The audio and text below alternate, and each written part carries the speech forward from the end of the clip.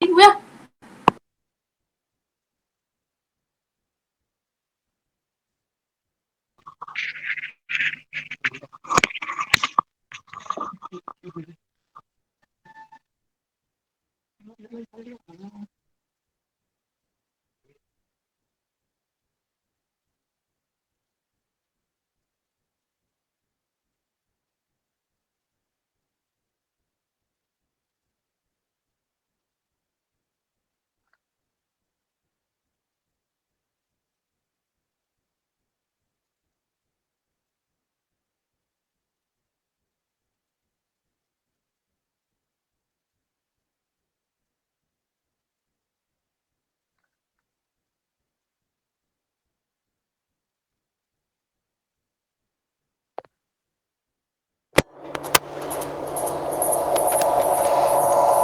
Amma ba'du. Alhamdulillah hari ini kita bisa bertemu kembali pada pertemuan kedua dengan mata kuliah Sistem Informasi Akuntansi. Baik, sebelum kita lanjutkan perkuliahan hari ini, saya ingin menanyakan beberapa review. Mohon review tersebut ditulis di kolom chat. Dan kepada semua mahasiswa, ini ada Rival, Gilang, Dedi, sama Rorisa untuk mengaktifkan kameranya. Ya, saya ingin menanyakan apa itu sistem informasi akuntansi? Ya, silakan dijawab di kolom chatnya.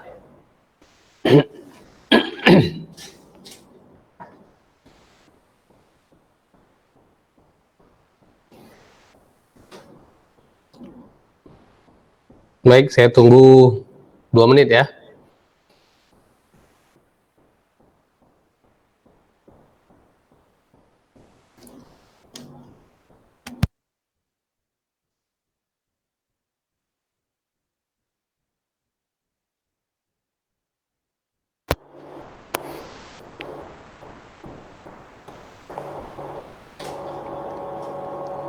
Ya, silakan dijawab.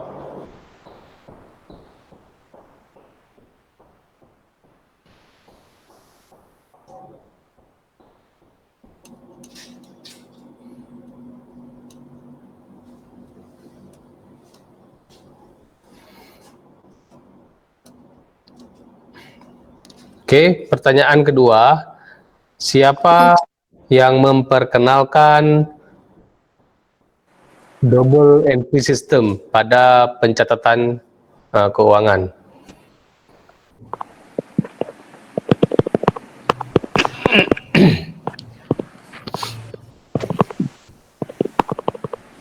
Aku foto model dulu ya. Ngantuknya mas. Kayak aku udah jam 4 jam 5. Oke, dia orang Italia, ahli matematika, ya, adanya di Venesia. Siapakah namanya?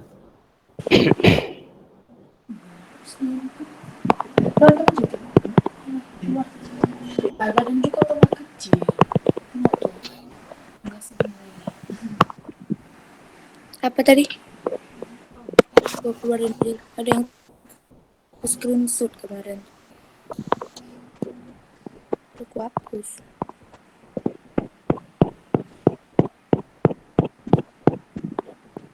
Oke, ini baru 3-4 orang yang menjawab sistem informasi akuntansi. Siapa penemunya? Sorry, siapa yang memperkenalkannya? Siapa yang memperkenalkan? Ya, kalau kalian ingat nama wasit Piala Dunia yang paling terkenal ya tahulah namanya. Kalau kalian hobi bola kan, ya pasti tahu.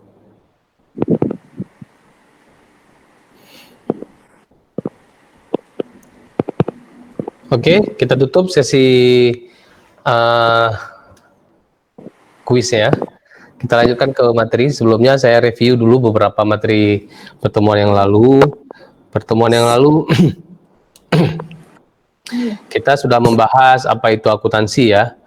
Nah, akuntansi kalau orang beberapa berpikir ya tentang kalkulator, hitung-hitungan, catatan-catatan uang. Tapi kalau saya berpikir malah akuntansi itu aku mantan yang tak perlu kau tangisi ya. Nah, itu saya berpikir seperti itu. Nah, kemudian yang memperkenalkan sistem double entry adalah Luca Pacioli. Luca Ya, Pacioli. kalau kalian ingat wasit yang di Piala Dunia yang pelontos ya, Luca siapa namanya? Lupa juga saya. Nah, itu menarik ya, dari Italia. Kemudian kalau kita lihat akuntansi ya, secara harfiah diterjemahkan sebagai menghitung ya, menghitung. Tapi secara garis besar akuntansi adalah suatu proses yang diawali dengan mencatat. Ya, semua transaksi itu dicatat, kemudian dikelompokkan, selanjutnya diolah, kemudian disajikan data supaya dapat diambil kesimpulan atau mengambil kebijakan-kebijakan yang baru. Nah, secara prosesnya ini ada 4: catat, ringkas, lapor, analisa. Nah, ini kegiatan-kegiatan yang umum terjadi di akuntansi. Nah, kemudian akuntansi pembukuan. Pembukuan adalah aktivitas mencatat data usaha suatu perusahaan dengan suatu cara tertentu. Nah, ini akuntansi dan pembukuan. Kemudian siapa pemakai akuntansi? Ini bukan pemakai, ini terbagi dua. Akuntansi terbagi dua, ada akuntansi keuangan dan akuntansi manajemen. Ini saya ringkas-ringkas saja pertemuan yang lalu sebagai review saja. Mohon maaf materinya belum terkirim karena berbagai kegiatan dalam minggu ini. Nah, selanjutnya siapa pemakai? Pemakai itu terbagi dua, ada internal, ada eksternal. Ya, internal itu berarti orang di dalam perusahaan itu sendiri. Kalau eksternal, orang di luar perusahaan. Investor masuk ke mana? Investor masuk ke dalam eksternal perusahaan. Nah, selanjutnya siapa saja pemakai di internal dan eksternal? Kita bisa lihat. Kalau internal ya manajemen, pimpinan, kemudian orang-orang yang berkepentingan terhadap laporan di perusahaan. Misalkan di bagian produksi, berarti ada sistem informasi produksi, ada procurement, seperti itu. Kalau eksternal sangat banyak ya, ada pemilik, ada kreditur, kemudian ada pemerintah, selanjutnya ada pelanggan. Nah, pelanggan kadang-kadang ingin tahu juga, seperti bank. Bank untuk nasabahnya dia harus kasih tahu laporan kinerja keuangannya. Selanjutnya ada masyarakat. Ya, masyarakat juga layak mengetahui informasi laporan keuangan. Nah, ini beberapa yang pengguna informasi akuntansi. Baik. Nah, ini kita lanjutkan ke materi selanjutnya, yaitu bagaimana kita melihat sistem informasi di dalam akuntansi ya. Baik, sebentar saya ambil. Oops.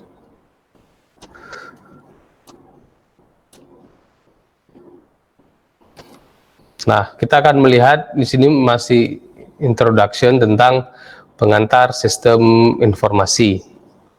Ya, materi di sini saya ambil dari sebuah buku tentang akuntansi ya. Ya, Accounting Information System. Mungkin mahasiswa semuanya bisa mendownload apabila dapat ya. Apabila dapat silakan download, kalau mau beli ya silakan, lebih bagus. Ya, apa saja yang akan kita pahami di sini? Yang pertama kita akan memahami konsep siklus transaksi. Nah, di dalam akuntansi itu kan ada siklus transaksi ya.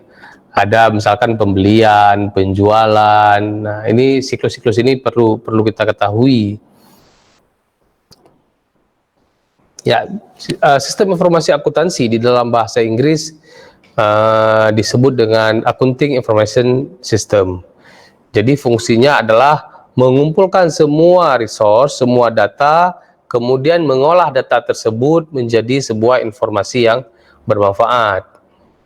Nah, itu yang dilakukan oleh sistem informasi akuntansi. Nah, proses perlakuannya terbagi dua. Bisa dilakukan secara manual atau secara komputerisasi.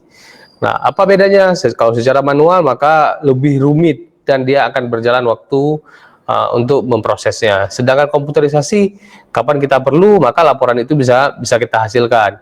Ada banyak aplikasi komputer yang menyediakan tools untuk mengolah data-data keuangan ini. Kalau mahasiswa SMK yang di bidang akuntansi, mereka mengenal dengan aplikasi MyOp atau MIOP. Nah, ini aplikasi yang dibuat di Australia untuk mengolah laporan-laporan keuangan. Tapi Indonesia juga punya, malah sudah cukup terkenal, seperti Zahir. Zahir Akunting ini merupakan aplikasi akuntansi yang sangat kompleks. Kemudian ada Accurate dan lain sebagainya. Nah, mungkin di dalam perjalanan waktu nanti kita akan mempelajari salah satu aplikasi tersebut. Nah, tapi sebelum kita masuk ke dalam aplikasi Zahir atau Accurate, kita coba membuat dulu sendiri dengan menggunakan Excel. Ya, kita buat menggunakan Excel dan menggunakan Microsoft Access. Nah, setelah itu baru kita coba menggunakan aplikasi yang lebih besar. Nah, baik.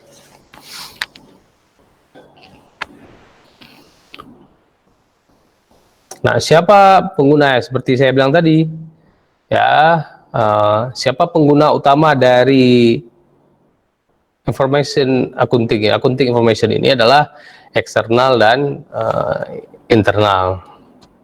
Ini sudah saya jelaskan. Nah, kalau di internal dia pemakaiannya ada hierarki, ada level strategik, ada level taktikal, ada level operasional, ada level transaction. Kalau strategik berarti mereka melihat laporan-laporan akhir. Kalau level transaction atau operasional, dia melihat detail-detail perincian. Dia lebih melihat stok barang, siapa yang pesan, ada pemesanan, apa yang harus dibeli bahan baku dan sebagainya. Nah, ini yang dilakukan. Jadi kalau dilihat flow informasinya, ya, kalau kita lihat flow informasinya, maka kita bisa lihat ini ya, ini ada terlihat laser ya, ada laser, kayak terjadi delay.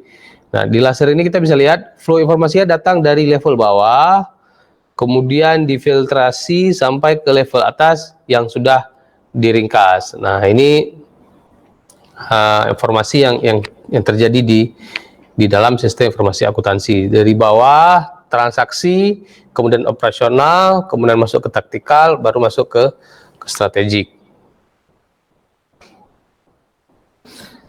Nah,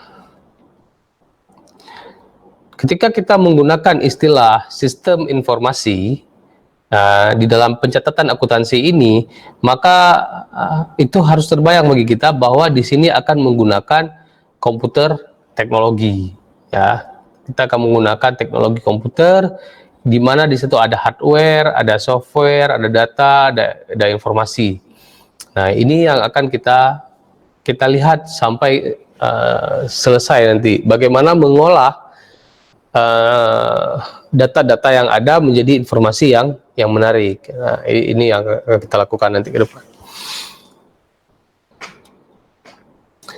Baik, beberapa sistem informasi yang ada di dalam sebuah perusahaan itu mulai dari Electronic Data Processing (EDP), kemudian ada Data Processing System, kemudian ada Manajemen Information System. Ini yang banyak orang pelajari ya, MIS. Nah, banyak orang pelajari di sini. Kemudian muncul sistem baru, Decision Support System, sistem pengambilan keputusan. Bagaimana si sistem ini mempelajari kondisi perusahaan, kemudian dia memberikan masukan atau keputusan yang diambil. Contoh sederhana dari DSS ini, misalkan kalian mencari di Google, kemudian hasil pencarian kalian tersebut misalkan ada typo, ada kesalahan pengetikan, kemudian dia memberikan suggest bahwa apakah ini yang Anda maksudkan. Nah, seperti itu. Kemudian ada export system, ya. Kemudian ada Executive Information System, kemudian ada Accounting Information System. Nah, yang perlu kita ketahui bahwa semua proses dari DSS sampai accounting itu merupakan bagian dari MIS, Management Information System, ya, Sistem Informasi Manajemen. Kalau di Indonesia kan jadi SIM, Sistem Informasi Manajemen.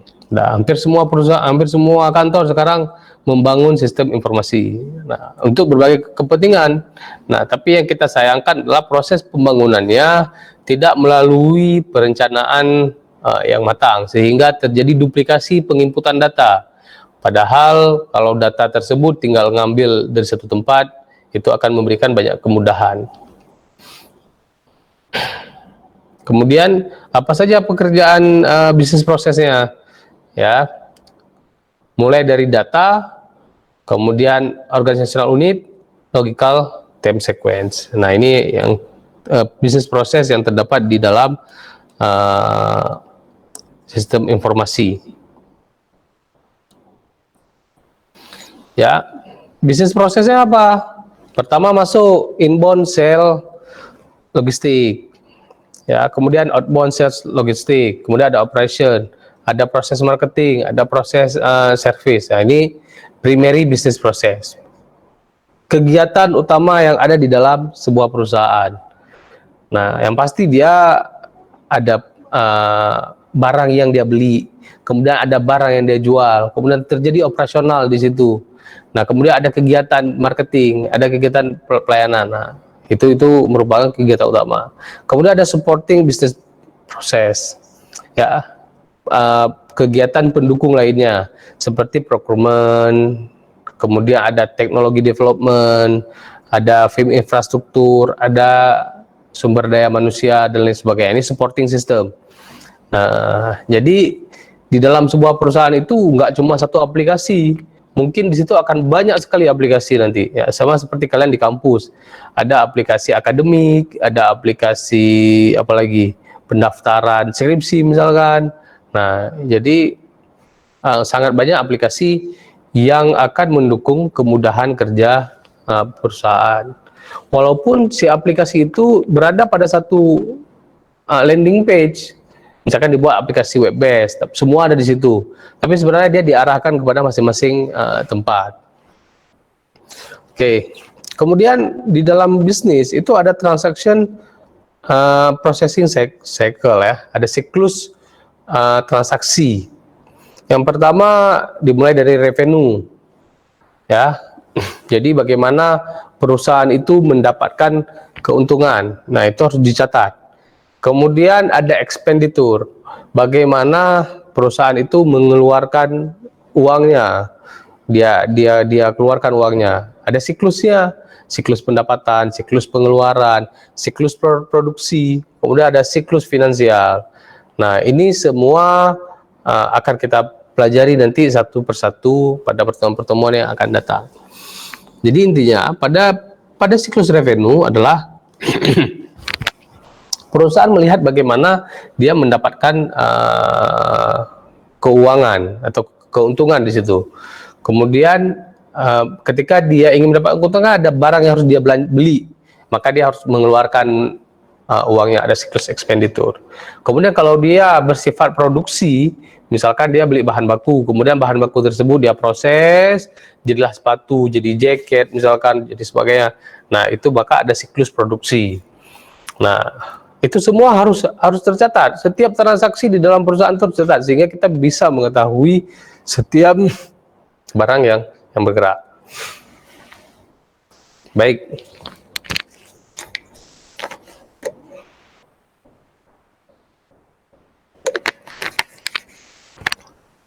Selanjutnya, setelah kita melihat ada transaksi di sini, maka kita melihat internal control proses. Ya, semua kegiatan yang dilakukan itu harus ada internal control yang tugasnya mengawasi setiap transaksi ini tidak dilakukan sembarangan. Ya, setiap transaksi ini tidak dilakukan sembarangan, sehingga internal bisa mengawasi siapa yang berperan di sini, siapa berperan di sini, tidak terjadi fraud, tidak terjadi korup lah, istilahnya seperti itu. Ya, kalaupun tetap terjadi ya berarti kemampuan dia melompat ya lebih tinggi ya kan. Nah, tapi tetap akan ketahuan selama itu tercatat. Baik.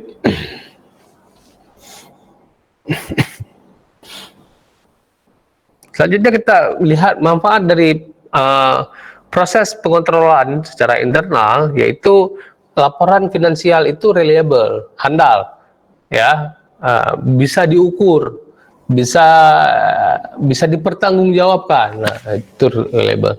Kemudian efektif dan efisien, ya, dan compliance. Nah, ini yang penting, ya, itu yang penting dari internal control proses. Siapa saja yang terlibat, ya, apa saja elemen yang dikontrol secara internal. Ada kontrol environment, ada risk assessment, ada kontrol activity. Nah, ini lebih sifatnya kepada audit nantinya. Nah, seperti pertemuan yang lalu saya sudah menjelaskan bahwa ada beberapa cabang ilmu di akuntansi ya, seperti auditor ya, yang tugas-tugas dia. Oke, itu peran daripada sistem informasi di dalam sistem akuntansi. Baik, kita rehat sejenak. Setelah pesan-pesan berikut, kita akan masuk ke dalam topik struktur organisasi pada sistem informasi dan IT organisasi. Pada segmen terakhir, nanti segmen ketiga, kita akan melihat bagaimana mengembangkan atau development sistem informasi. Bagaimana kita mengembangkan sistem informasi itu menjadi sebuah aplikasi. Baik, kita rehat sejenak.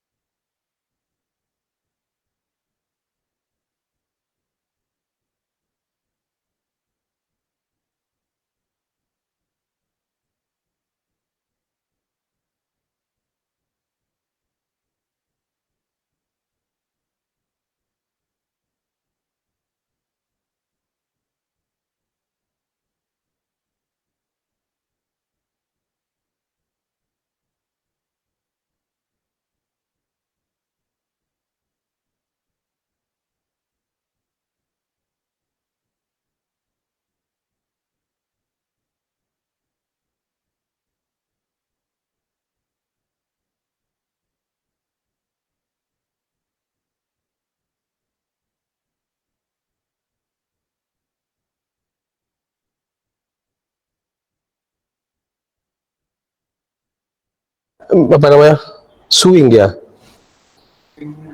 Udah live? Belum. Ini matiin suara, bisa TV-nya di mute. Soalnya sing.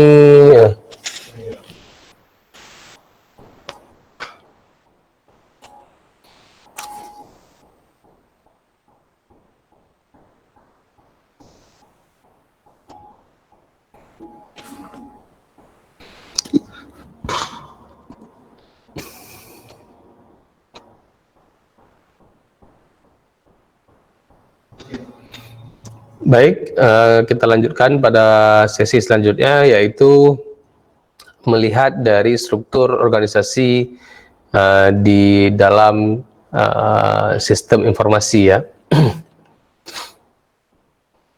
Oke, di dalam sistem informasi itu ada beberapa fungsi, katakanlah ICT misalkan.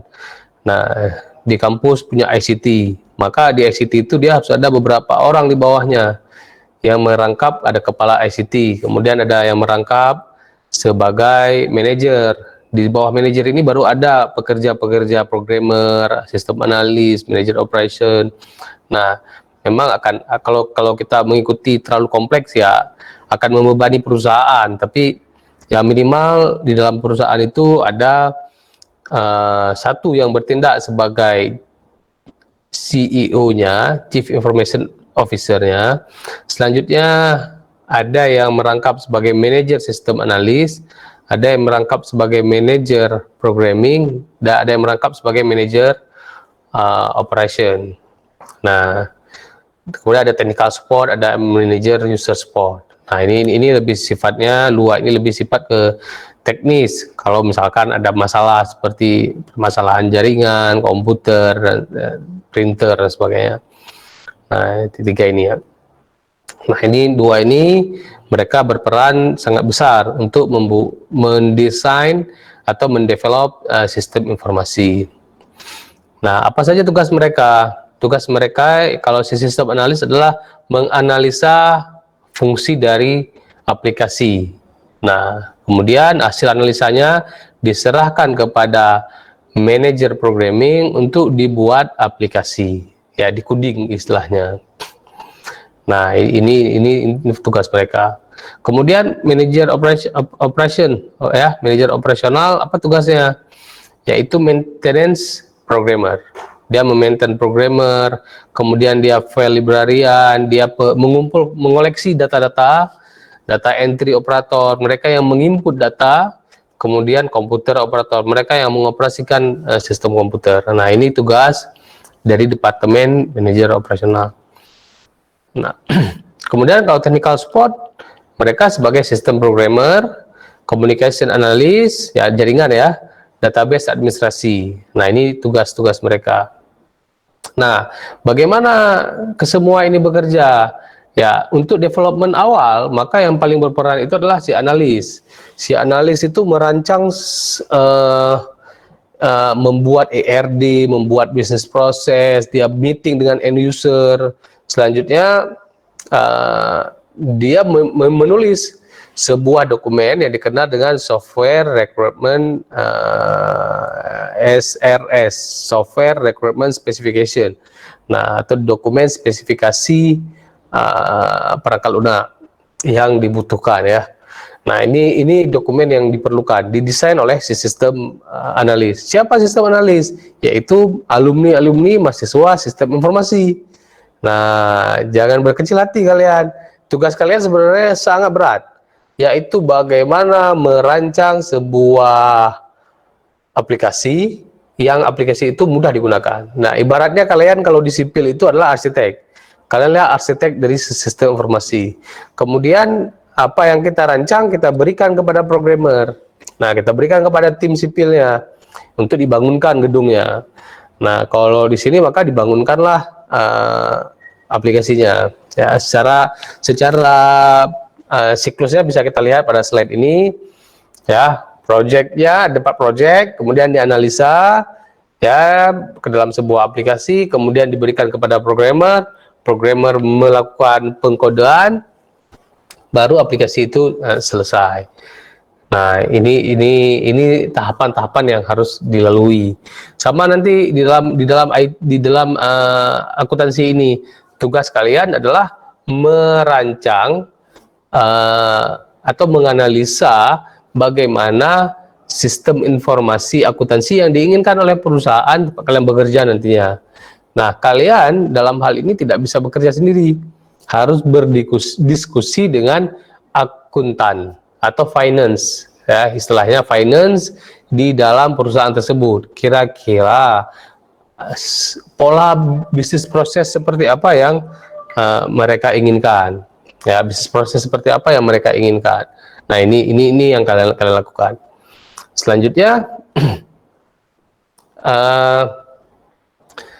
apa yang kita rancang tadi kita berikan kepada programmer untuk di develop. Nah, seperti itu. Baik. Ya, kalau ada pertanyaan silakan raise hand.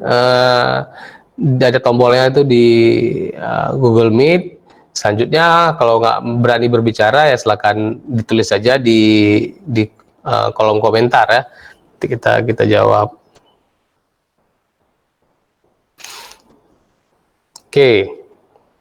Selanjutnya adalah, nah, ketika project itu kita analisa, maka kita harus berdiskusi dengan end user, pemakai akhir ya. Pemakai akhir dari sistem tersebut. Kalau di akuntansi ini pemakai akhir banyak, mulai dari kasir. Kasir itu pemakai akhir, dia batasannya ya hanya pada mengeluarkan barang dan menerima uang. Kemudian ada procurement atau gudang yang menerima barang, nah, seperti itu. Nah, end user adalah orang yang menggunakan komputer secara fisik atau menggunakan aplikasi secara fisik pada level terakhir. Nah, kemudian mereka memasukkan informasi ke dalam sistem-sistem tersebut. Nah, ini kalau kita lihat dari mainframe, ya ada database. Ya, di sini dimulai dari sinilah. Dimulai dari sini query language processor, kemudian database access control, diberikanlah ini di submit ya, di submit query-nya, dimasukkan inputnya, diproses, kemudian dihasilkanlah report, kemudian database akun receivable data. Nah, ini alur dari alur dari data, flow data ya. Nah, bagaimana approach-nya? Pendekatannya bermacam-macam ya. Data processing for the end user. Nah, bagaimana kalau traditional approach? Misalkan ada user, ini ada information system spesialis. Kemudian user memberikan data kepada information system spesialis. Kemudian data itu diproses. Nah, ini diproses datanya. Nah, kemudian bagaimana kalau sudah masuk ke dalam sistem? Kalau di sini kan ada orangnya di sini, benar-benar orangnya. Kalau dengan komputer maka sistem tersebut diganti. Di user, kemudian ada database software atau komputer, kemudian dilakukan pengolahan data.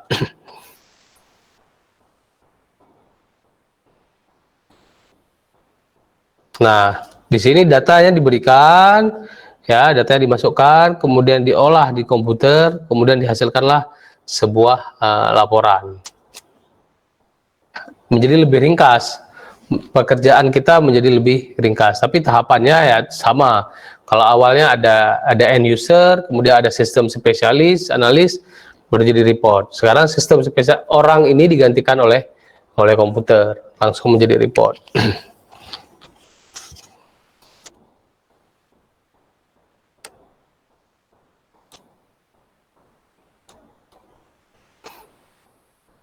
Nah, kita ambil contoh lah di dalam sebuah swalayan, ya, dalam sebuah swalayan, misalkan ada yang membeli barang, ya, dia membeli barang A, selanjutnya dia pergi ke kasir, kemudian dia scan barcode yang ada pada barang tersebut, ya, kemudian terjadilah electronic data interchange, jadi pertukaran data, ya, jadi pertukaran data, kemudian data itu diminta kepada vendor, ya, misalkan barangnya apa dan sebagainya. Nah, baik keluar lagi informasinya atau langsung selesai atau dikirim. Ini kita anggaplah e-commerce, misalkan e-commerce, kita scan barcode pakai HP, kemudian kita jadi beli, kita proses, kita bayar. Nah, masuk ke dalam vendor computer system, penyedia barang. Kemudian penyedia barang menyiapkan barangnya, baru barang tersebut dikirim. Nah, ini salah satu sistem. Nah, di mana letak akuntansi? Letak akuntansi itu akan ada di sini nanti. Ya, kita akan mencatat di sini, berarti ada uang yang masuk, ada barang yang keluar. Nah, ini seperti itu. Tapi perlu diingat, pekan lalu saya sudah jelaskan bahwa semua transaksi itu dalam uang. Ya, mau barang satu Indomie keluar, tetap dicatat dalam bentuk uang. Nah, uangnya apa? Modal kita memperoleh barang tersebut.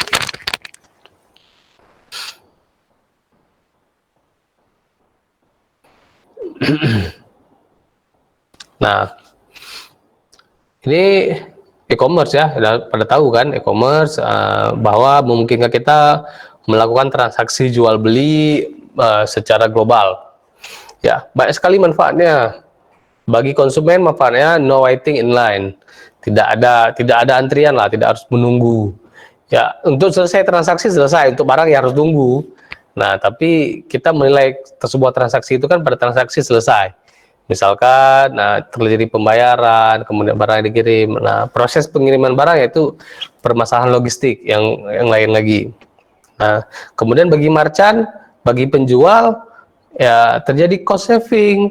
Apa cost saving paling besar? Yaitu sewa toko. Kemudian mempekerjakan orang.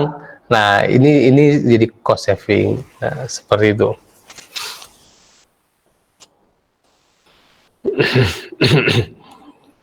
Nah, apa manfaat EDI tadi, Electronic Data Interchange?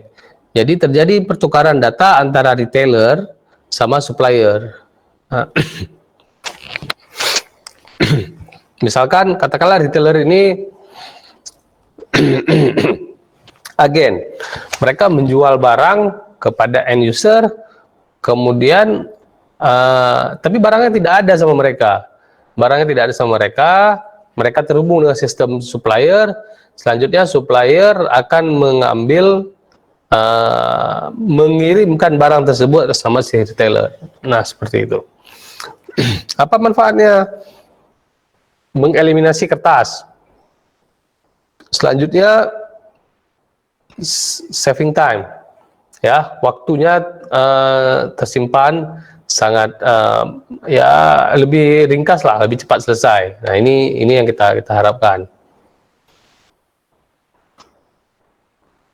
Oke. Nah, ini manfaat dari EDI ya.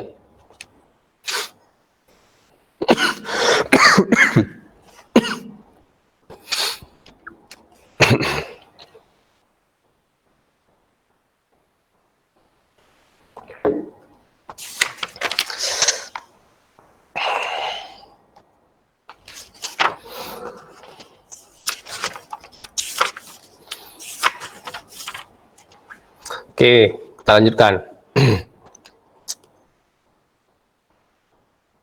Oke, sebelum saya lanjutkan ada pertanyaan ini. Yang pertama, saya ingin sekali kamera itu diaktifkan ya. Semua peserta harus diaktifkan kameranya karena saya ingin memastikan bahwa kalian ada di situ. Baik, ada pertanyaan dari Gilang ini. Bentar saya baca. Apakah seorang analis dapat bekerja sendiri? Ya, dapat saja, silakan bekerja sendiri. Tapi berarti kita harus menguasai banyak hal, menguasai bagaimana menganalisa sistem, menganalisa permasalahan, selanjutnya memahami bagaimana mendesain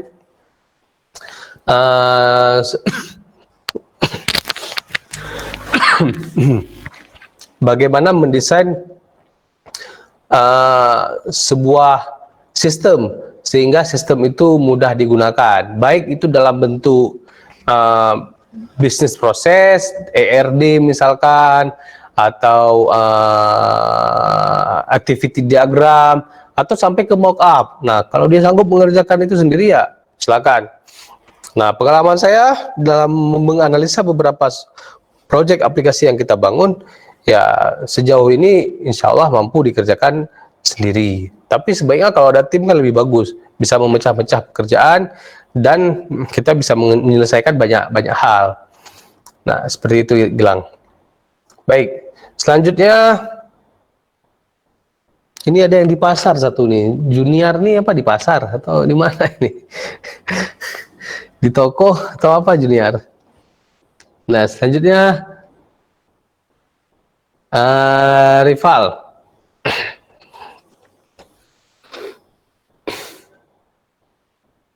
Sistem informasi kan programmer juga.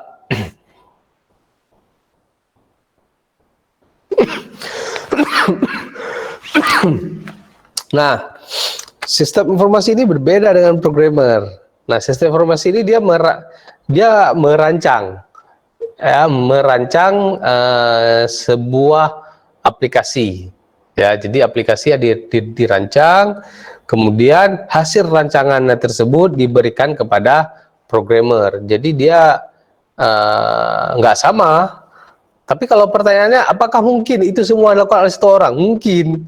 Dia merancang, dia kemudian mengcoding, ya itu mungkin saja. Silakan. Nah, tapi berarti kamu jadi Superman kan? Nah, harus mengerjakan semuanya sendiri gitu. Nah, kan nggak asik juga semuanya dikerjakan sendiri kan? Kalau ada tim itu lebih asik. Jadi kita cukup mikirin apa yang bisnis prosesnya, kemudian bisnis proses itu kita tuangkan dalam kertas, baik dalam bentuk gambar, narasi dan sebagainya. Selanjutnya kita berikan kepada programmer. Nah, dalam programmer itu pun sendiri ada database-nya. Ada mungkin orang lain lagi yang bertindak sebagai database. Nah, jadi spesialisasi itu lebih bagus. Nah, seperti itu. Ya kalau mau ngerjain sendiri ya bisa. Contoh skripsi nanti. Mudah-mudahan skripsi itu kalian kerjakan semua sendiri, mulai dari mencari masalah, kemudian memetakan masalah tersebut, bagaimana kita menyelesaikan masalah tersebut, kita desain metode penyelesaiannya, kemudian kita develop sistemnya, kita implementasi. Nah, itu semua harus dilakukan sendiri. Nah, ya, jadi bisa aja sendiri. Nah, seperti itu. Ada pertanyaan lain?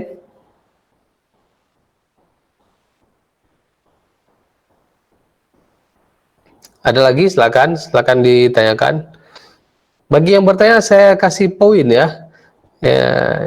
Murtada, tolong catat di Excel nama dan NIM, kemudian email ke saya ya. Ya. Nanti email saya nggak tahu di berapa jumlah. Ini ada sekitar 6 orang ini. 6-7 orang mahasiswa. Silakan ditulis di Excel, nanti dikirim ke saya. Baik, sebelum kita lanjutkan tahap section terakhir, yaitu tentang development, saya ada tugas ya. Ada tugas, mohon dikerjakan. Nanti tugasnya sama seperti sistem pengantar teknologi informasi, dikirim ke email saya.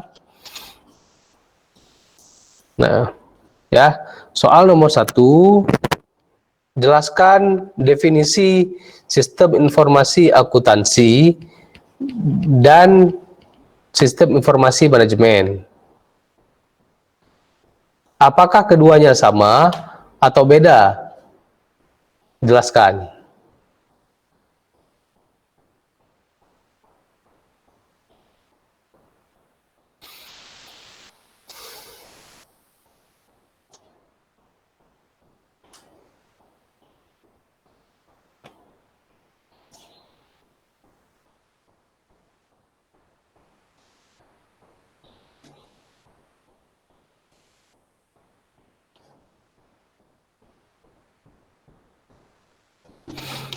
Sudah catat?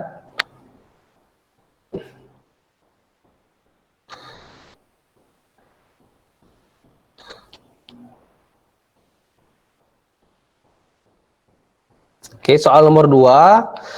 Nah, ini kan kita sudah melihat tadi bahwa di dalam akuntansi itu ada proses pencatatan, kemudian pengelompokan, kemudian penganalisaan, kemudian pelaporan. Nah, ini ada kasus pada suatu supermarket, ya, pada suatu supermarket, kasir menggunakan barcode scanner untuk memproses penjualan lebih dari 5.000 item barang. Ya, barcode scanner tersebut dapat menyediakan laporan penjualan hari ini untuk setiap produk dan perbandingannya dengan penjualan yang lalu. Ya, jadi barcode scanner ini bisa memberikan laporan penjualannya uh, per hari ini dengan yang lalu. Nah, itu yang dilakukan oleh barcode ini. Selanjutnya, informasi yang disediakan dari barcode scanner tersebut sangat banyak. Ya, ada 5.000 item tadi kan, sangat banyak. Bagaimana cara mengorganisasikan informasi tersebut agar bermanfaat tetapi tidak berlebihan? Ya, silakan dijawab nanti di email saya 2 aja. Ya, satu lagi. Sebutkan dan jelaskan siklus-siklus pada akuntansi.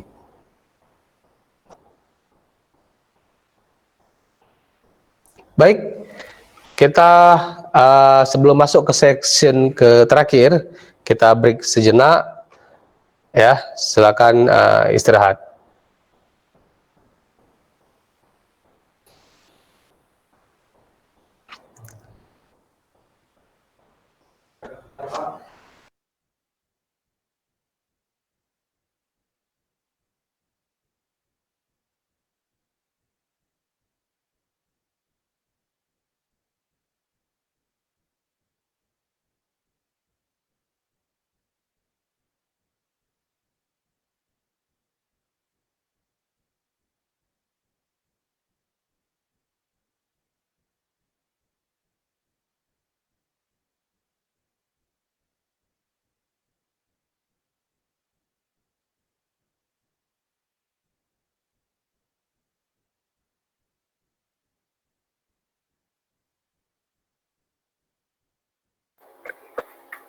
Junior,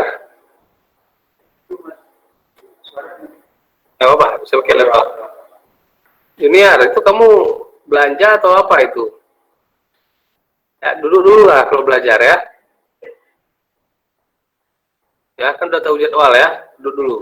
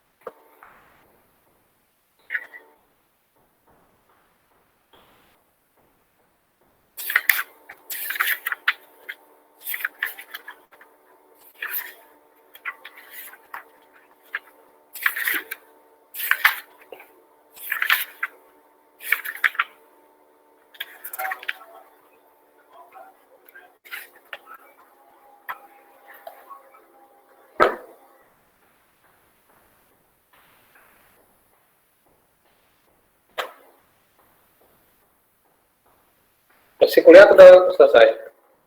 Masih kuliah atau selesai? Selesai. Di sini? Jurusan? Kita masyarakat.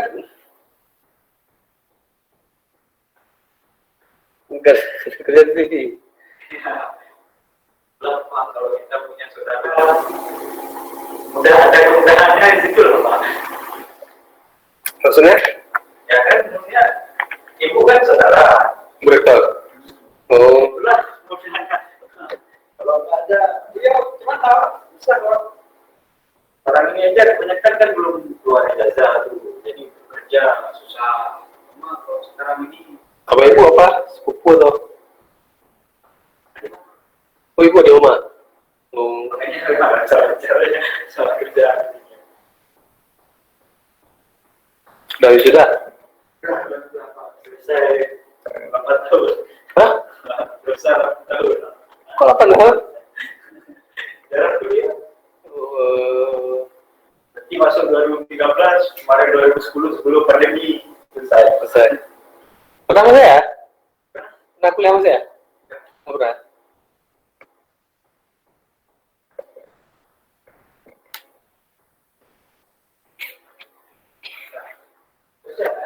Yuk.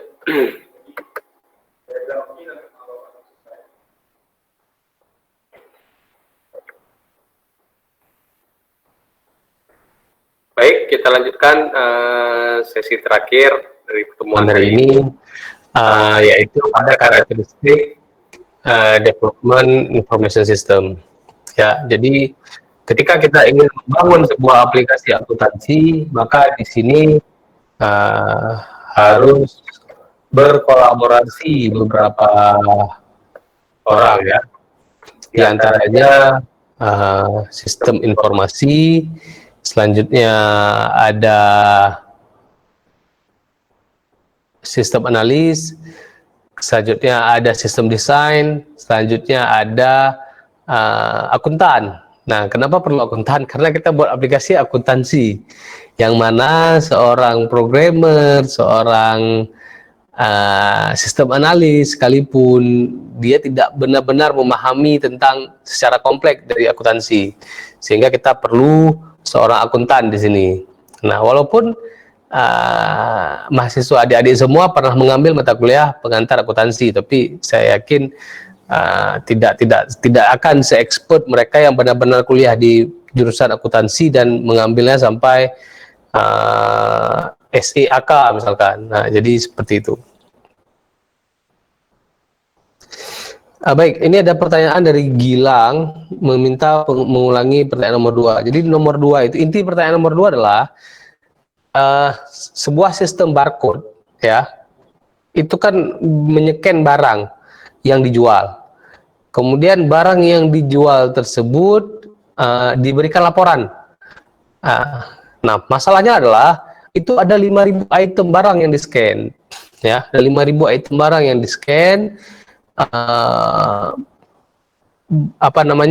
Bagaimana si sistem itu mengelompokkan penjualan hari ini dan membandingkannya dengan penjualan yang lalu. Nah, itu inti pertanyaannya. Ya, nanti saya WA lagi di grup di WhatsApp materinya. Apa namanya pertanyaannya? Baik, kita lanjutkan. Nah, di dalam pengembangan sistem, maka kita perlu dua orang ini sebelum masuk ke programmer ya, akuntan dan sistem development. Sistem development boleh jadi nanti keputusannya adalah kita tidak membangun aplikasi, tapi menggunakan aplikasi yang sudah ada. Ya, keputusan-keputusan itu bisa saja terjadi nanti. Nah, boleh dibangun dari nol, dikuding sendiri, atau kita pakai yang ada. Nah, akuntan ini akan dia mempelajari sistem development activity, ya, aktivitas pengembangan sistem. Boleh dari dalam perusahaan atau dari luar perusahaan, tapi saran saya sebaiknya dari dalam. Kenapa? Karena si akuntan ini yang lebih memahami bagaimana proses pelaporan keuangan di dalam. Nah, jangan sampai aplikasi yang dibangun itu merubah ritme pekerjaan. Ini bahaya sekali. Kenapa? Karena akan terjadi banyak penolakan dari para pengguna. Nah, kalau terjadi penolakan sampai akhirnya mereka tidak mau menggunakan aplikasi, ya akan rumit. Saya ambil contoh. Saya pernah terlibat mengembangkan aplikasi, bukan mengembangkan di sini, tapi implementasi, karena aplikasinya sudah ada dari Basnas. Nah, Basnas membuat sebuah aplikasi namanya SIMBA, Sistem Informasi Manajemen Badan Amil Zakat, ya, SIMBA Basnas. Nah, jadi di sini dia akan mencatat uang masuk dari pembayaran zakat, uang keluar dari penyaluran zakat, kemudian siapa yang membayar, siapa yang, nah ini sudah sangat bagus sistemnya. Cuman terjadi permasalahan, sistem ini dikembangkan di Jakarta. Nah, yang mana sistem perundang-undangan kita yang ada namanya Baitul Mal ini terjadi banyak kontra, bukan banyak perbedaan bisnis proses, ya. Banyak perbedaan bagaimana uang itu diterima, kemudian uang itu disalurkan. Nah, ini terjadi perbedaan.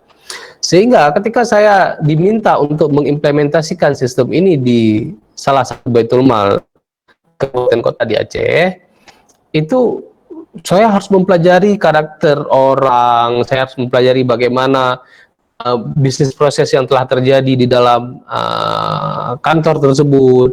Kemudian baru setelah 5 bulan saya pelajari, kalkulasi, langkah-langkah yang saya ambil, baru kita coba implementasi. Bulan-bulan pertama implementasi terjadi penolakan sangat kuat.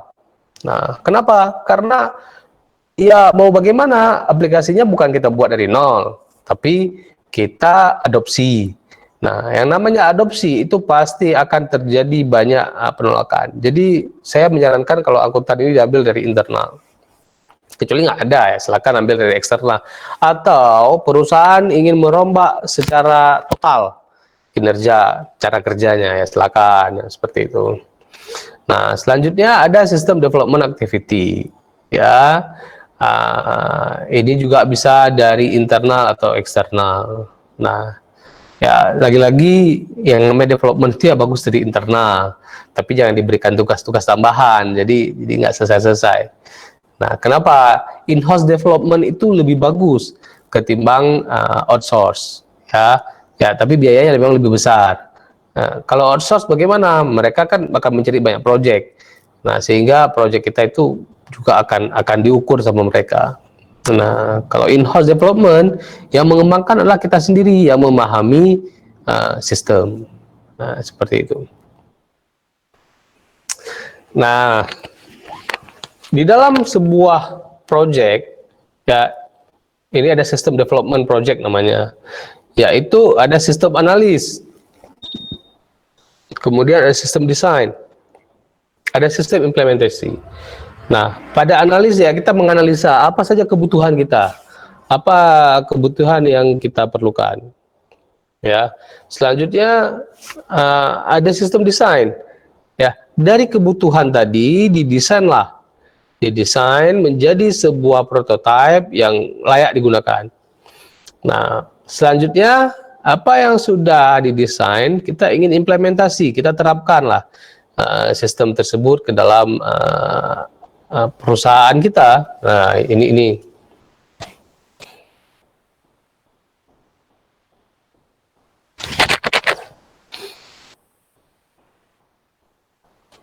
Oke. Selanjutnya ada objektif, ya. Dari sistem apa saja yang diharapkan dari sistem analis.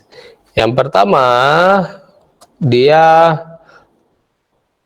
improve quality of information, meningkatkan kualitas dari informasi. Selanjutnya, dia mengontrol secara internal, ya, mengontrol secara internal.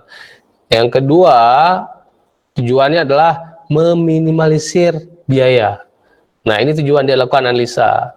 Kalau kita membangun sesuatu tanpa analisa, maka akan terjadi pengeluaran biaya-biaya yang tidak terduga. Nah, sehingga perlulah suatu analisis dalam pengembangan sistem. Selanjutnya, sistem desain. Sistem desain ini proses untuk mendetailkan spesifikasi solusi yang dipilih. Oleh siapa? Oleh si sistem analis. Ya, misalkan di sistem analis proses, kita sudah memilih nih, oh tahun ini kita nggak buat aplikasi, kita beli aja aplikasi, misalkan aplikasi Zahir, aplikasi Accurate. Nah, kemudian kita ngambil pada level sekian, nah, baru kita desain. Nah, saja kita desain bagaimana langkah-langkah yang harus diambil untuk menerapkan sistem ini. Nah, kemudian diimplementasi, ya, bagaimana merealisasikan apa yang sudah didesain tadi, ya, untuk kemaslahatan perusahaan. Nah, ini dia. Ya, apa saja kegiatannya? Ya, pengujian, misalkan testing, ya, sebelum diimplementasi, kemudian mendokumentasikan solusi yang ada, kemudian melakukan review di sistem. Nah, ini yang dilakukan oleh apa namanya, pada tahapan sistem implementasi.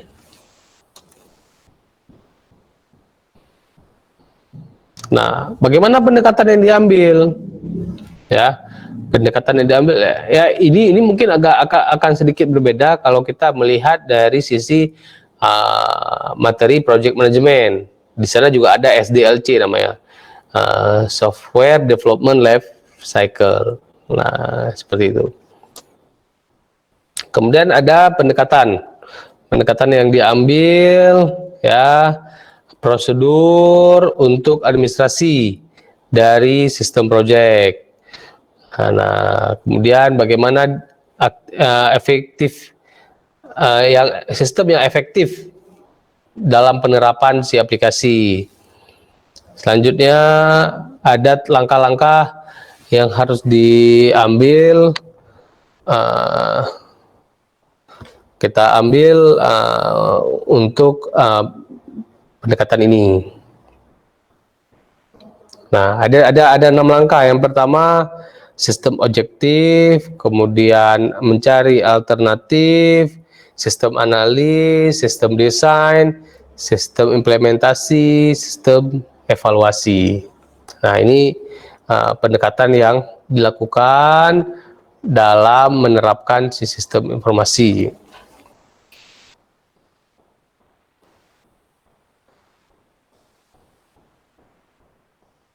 Nah, kemudian akan terjadi konflik lah ya ketika implementasi itu diterapkan. A new information system create new work relationship among existing personal. Nah, ini dia.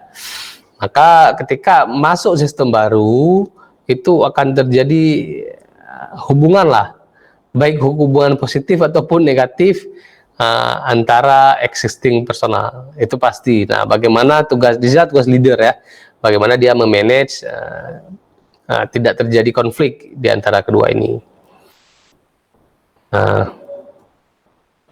Oke, pasti ada perubahan lah strukturnya kan. Nah, jadi kita harus membuat sistem ini successful, berjalan.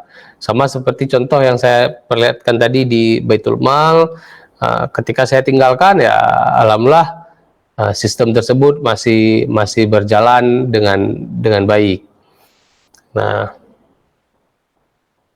ada filosofi dari user oriented design namanya Foster, a set of attitude and an approach to system development that consciously consider the organizational content. Jadi ketika kita ingin menerapkan sistem development, maka attitude dan pendekatan itu harus menjadi yang utama. Nah, kenapa? Karena ya kita mengetahui bahwa sistem ini datang bukan baru, tapi setelah perusahaan itu berjalan. Jadi perubahan itu sangat kompleks. Nah, kalau kalian ada mengikuti perkuliahan semester lalu, saya pernah menjelaskan bahwa di dalam perubahan itu kita boleh jadi leader, boleh jadi fellow. Nah, maka kita sama-sama harus memiliki kemampuan leadership dan sama-sama harus memiliki kemampuan fellowship. Ya, apa definisi dari inti dari fellowship? Kalau kita tidak bisa bersihkan, ya jangan ngotorin. Kalau kita tidak bisa buat, ya jangan rusakin. Nah, seperti itu. Jadi ya ada ilmu menjadi pengikut dan ada ilmu menjadi pemimpin. Baik, ada pertanyaan dari topik hari ini. Insya Allah pekan depan kita masuk ke topik apa namanya? Sebentar saya lihat buku. Ya, proses bisnis dan data. Ya, pekan depan kita akan masuk ke dalam proses bisnis dan data. Mohon dipelajari, dicari materinya, boleh pakai buku Sistem Informasi Akuntansi yang diterbitkan oleh penerbit Andi atau buku yang bahasa Inggris, Accounting System Information. Ini sudah banyak kali seriesnya, ya silakan. Nah, ada pertanyaan yang ingin ditanyakan? Apabila ada pertanyaan, silakan ditulis di kolom chat.